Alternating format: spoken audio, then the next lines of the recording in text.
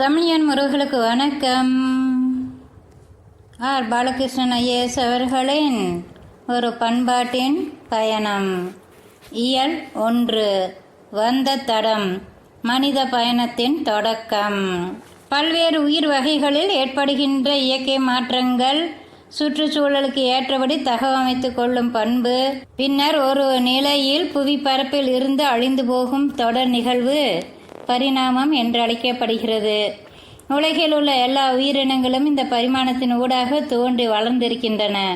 உயிரினம் என்பது மனிதர்கள் உட்பட பாலுறவின் மூலம் இனப்பெருக்கம் செய்யும் எல்லா உயிர்களையும் உள்ளடக்கியது.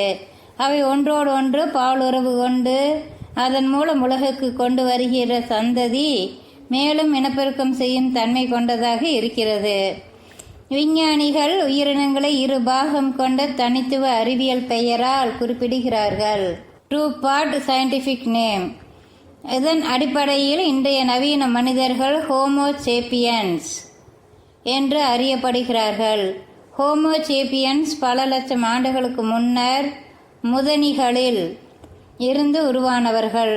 சுமார் 80 லட்சம் ஆண்டுகளுக்கு முன் ஆப்பிரிக்காவில் முதனிகளிலிருந்து பிரிந்து கொரில்லாக்களும் சிம்பன்சிகளும் உருவாகி பின்னர் பரிணாம வளர்ச்சியில் ஹோமோ எனப்படுகிற இனவரிசைக்குள் வந்தார்கள். நிமிர்ந்து நடக்கக்கூடிய திறன் படைத்த ஹோமோ ஆஸ்ட்ரலோபித்தகஸ் சுமார் 30 லட்சம் ஆண்டுகளுக்கு முன் ஆப்பிரிக்காவில் உள்ள எத்தியோப்பியாவில் தோன்றினார்கள். ஆப்பிரிக்காவிற்கு வெளியே கிடைக்கும் ஹோமோ தொடர்பான தோல் படிமங்களின் வயது 18 லட்சம் ஆண்டுகள் என்று கூறலாம். மனிதர்களைப் போன்ற தோற்றமுடைய ஹோமோ எரக்டஸ் முதலில் நெருப்பு மற்றும் கற்களாலான ஆயுதங்களை தயாரித்து பயன்படுத்தினார்கள். இவர்களின் காலகட்டம் பழங்கற்காலம் என்று அழைக்கப்படுகிறது. 8 லட்சம் ஆண்டுகளுக்கு முன் ஹோமோ எரக்டஸிலிருந்து ஹோமோ ஹெய்டல்பர்கென்சிஸ் உருவானார்கள். இந்த காலகட்டத்தில் சிறப்பு கற்கருவிகளும் வேட்டை திறனும் உருவானதற்கான தொழில் சான்றுகள் கிடைக்கின்றன. 4 லட்சம் ஆண்டுகளுக்கு முன் இன்றைய நவீன மனிதர்களுடன் உடல் ரீதியாக நெருங்கிய தொடர்புடைய நியாண்டர்தல் மற்றும் டெனிசோவன்ஸ் உருவானார்கள். நியாண்டர்தல் பெரும்பாலும் இன்றைய ஐரோப்பிய பகுதிகளில் பரவி இருந்தார்கள். டெனிசோவன்ஸ் இப்போதுள்ள சைபீரியா மற்றும் கிழக்கு ஆசிய பகுதிகளில் பரவி இருந்தார்கள்.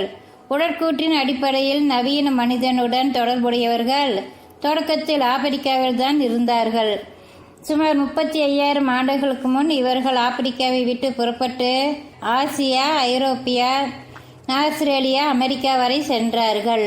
அப்போது கடல் மட்டம் பல 100 மீட்டர்கள் குறைவாகவே இருந்ததால் இப்போது தென்படும் பல தீவுகளுக்கிடையே நிலப்பாலங்கள் இருந்தன.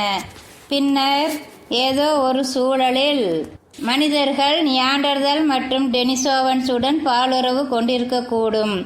இதைத் தொடர்ந்து சுமார் 30,000 ஆண்டுகளுக்கு முன் நியாண்டர்தல் முற்றிலுமாக அழிந்துவிட்டார்கள். டெனிசோவன்ஸ் அதை தொடர்ந்தும் சில காலம் வாழ்ந்திருக்கக்கூடும் என்று நம்பப்படுகிறது. நல்வாழ்வை தேடி ஆற்றல் மிக்க மனிதர்கள். ஒவ்வொரு விலங்கிற்கும் தனது வாழ்விடம் பற்றிய விருப்பு வெறுப்புகள் உண்டு. இந்த விருப்பு வெறுப்புகள் அங்கிருக்கும் மரங்கள், செடிகள், காய்கள், கனிகள், புல்வெளிகள், காடுகள், மலைகள், தட்பவெப்பநிலை போன்ற காரணங்களால் கட்டமைக்கப்படுகின்றன. ஒரு விலங்கினத்தின் மிக பிடித்தமான வசிப்பிடத்தில் மாற்றம் நிகழும்போது அவ்விலங்கினம் இன்னொரு பிடித்தமான இடத்திற்கு நகர்கிறது அல்லது புதிய வசிப்பிடத்தின் சூழலுக்கு உகந்ததாக தன்னை மாற்றிக்கொள்கிறது. இந்த மாற்றம் கொஞ்சம் கொஞ்சமாக காலப்போக்கில் அதன் மரபணுவில் படிந்து விடுகிறது. இவ்வாறு தனக்கு உகந்த இடத்தை தேடிக்கொள்ளாத அல்லது இருக்கும் இடத்துக்கு ஏற்றபடி தன்னை மாற்றிக்கொள்ளாத உயிரினம் தொடர்ந்து உயிர் வாழ முடியாது. புதிதாக ஏற்படுகிற சூழலியல் மாற்றத்துக்கு தகுந்தபடி வெவ்வேறு வசிப்பிடங்கள் வெவ்வேறு இயற்கை மற்றும் தட்பவெப்ப சூழல்களுக்காக தன்னை மாற்றி அமைத்துக் கொள்கிற தன்மைதான் தொடர்ந்து உயிர் வாழ உதவுகிறது. இதுவே மனித இனத்தின் முக்கியமான கூறாகும்.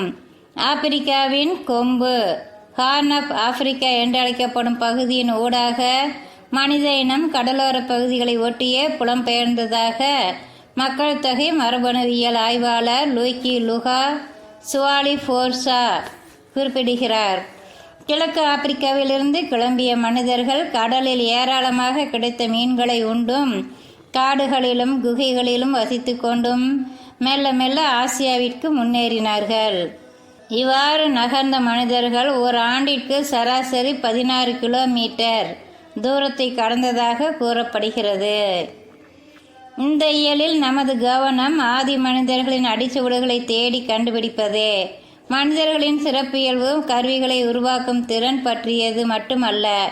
மனிதர்களின் சிறப்பியல்பு கருவிகளை உருவாக்கும் திறன் பற்றியது மட்டுமல்ல, புதிய இடங்களை கண்டறிந்து புலம்பெயர்வதிலும் புதிய பண்பாடுகளை உருவாக்குவதிலும் மனிதர்களிடம் இருந்த நாட்டம் அவர்களை மற்ற இனங்களிலிருந்து வேறுபடுத்தி காட்டுகிறது.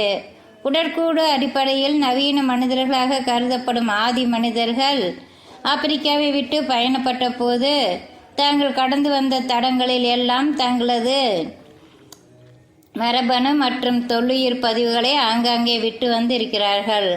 அந்த மரபணு சுவடுகளை இப்போதும் கூட நம்மால் அடையாளம் கண்டு ஆராய முடிகிறது என்பதுதான் நவீன அறிவியலின் வெற்றி.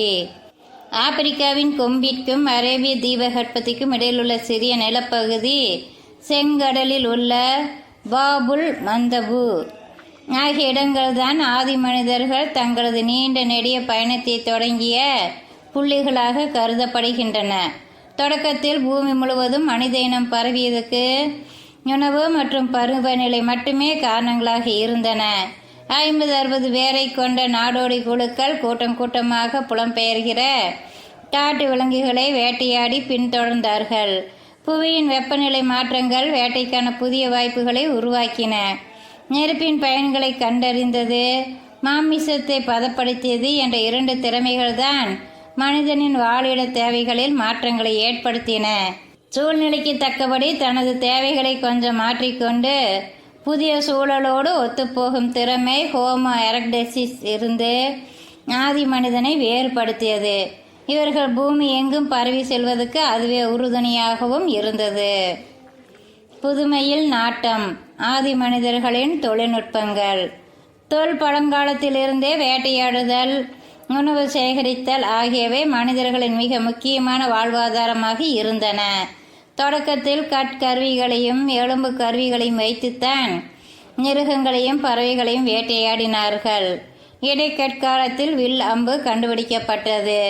இக்காலகட்டத்தில்தான் விரைந்து ஓடக்கூடிய பல விலங்குகளை மனிதர்கள் கண்டார்கள். அதனால் அவர்கள் பயன்படுத்திய வேட்டை கருவிகளின் தன்மை மாற வேண்டிய தேவையும் சூழலும் ஏற்பட்டன. பெரிய கற்கருவிகளை விட சிறிய, கையாளுவதற்கு எளிமையான கூர்மையான நுண்கருவிகளை உருவாக்குவதன் தேவையை உணர்ந்தார்கள். பூமிக்கு அடியில் புதைந்துள்ள கிழங்குகளை தோண்டி எடுப்பதற்கும் தாவர உணவுகளை குடைந்து நசுக்கி தயார் செய்வதற்கும் இந்த நுண்கட்குருவிகள் உதவின. உணவுப் பொருட்கள் உடனடி தேவையை விட அதிகமாக உபரியாக கிடைத்த சூழலில் கொஞ்சம் கொஞ்சமாக சிறிய சமூக இனக்குழுக்கள் உருவாகின. அப்போதுதான் குடிகளும் சிற்றூர்களும் தோன்றின. வேளாண்மையும் கால்நடை வளர்ப்பும். நிலைத்த வாழ்வுக்கான நேரம். 18,000 ஆண்டுகளுக்கு முன்னர் பனிக்காலம் ஐஸ் ஏஜ் முடிவுக்கு வந்தது. புவி வெப்பம் கூடியதால் தொடர்ந்து பெருமழை பெய்தது. இதனால் புதிய பருவநிலை தோன்றியது. குறிப்பாக மத்திய கிழக்கு பகுதிகளில் நேர்ந்த இந்த மாற்றம் வேளாண்மையின் தொடக்க புள்ளியானது. பொது யுகம் முன் 10,000 முதல் 8,000 ஆண்டுகள் வரையிலான காலகட்டத்தில் வேட்டையாடி திரிந்த மனிதர்கள் காட்டு விலங்குகளை வளர்ப்பு பிராணிகளாக வளர்க்கும் ஆற்றலை வளர்த்து கொண்டார்கள். அதை போலவே சில காட்டு பயிர்களையும் தோட்டப்பயிர் ஆக்கினார்கள். இப்படியாக மனிதர்கள் ஒரு நிலையான வாழ்க்கைக்கு தங்களை தயார்படுத்தி கொண்டார்கள். அவர்களின் சிறு வாழிடங்களே மெல்ல வளர்ந்து ஊராகி, ஊர்களின் தொகுப்பாகி, நாடாகி, பெரும் பண்பாடாகவும் வளர்ந்தன. இப்போதுள்ள தென்துருக்கி, மேற்கு ஈரான், லெவன்ட் ஆகிய பகுதிகளில்தான் முறையான வேளாண்மை தோன்றியதாக கருதப்படுகிறது. இப்போது நமது வளர்ப்பு பிராணிகளாக இருக்கும் பல கால்நடைகளை வசப்படுத்தி பழக்கியதும் காட்டுப் பயிர்களை கட்டுப்படுத்தி பயிரிடத் தொடங்கியதும் கிட்டத்தட்ட பொது யுகம் முன் 3500 ஆண்டுகளுக்கு முன்னரே நடந்து முடிந்துவிட்டது. அதற்கு பிறகு பெரிதாக எந்த புதிய பயிர்களும் விலங்குகளும் வசப்படுத்தி வளர்க்கப்படவில்லை. மேலே குறிப்பிட்ட நிலப்பகுதிகளை ஜேம்ஸ் ஹெச் பிரஸ்டட் என்ற தொல்லியல் அறிஞர் வளமை பிறை ஃபெர்டைல் கிரெசன்ட் என்று அழைத்தார்.